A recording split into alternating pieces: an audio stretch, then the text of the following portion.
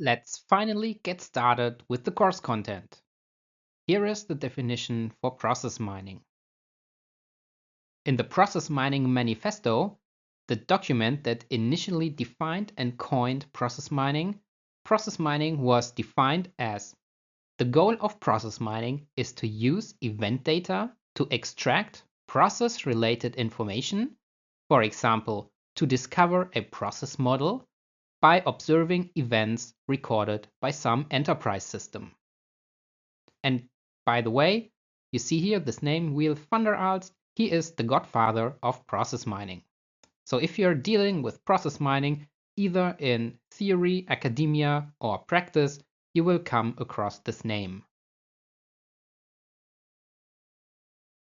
One characteristic of process mining is that it's focused on so-called process-aware information systems.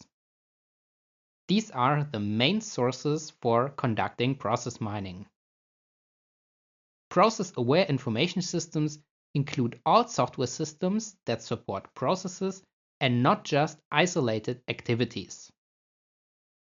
Typical examples for process-aware information systems are enterprise resource planning systems or customer relationship management systems.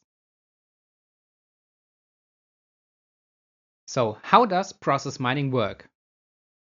Very generally, if users during the daily work use a business application, they leave digital traces in so-called event logs.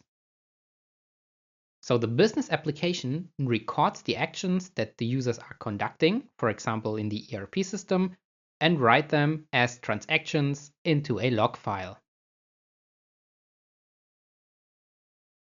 Using process mining techniques, these log files can be analyzed to produce process models that show and represent process models of the actual execution of processes in the system.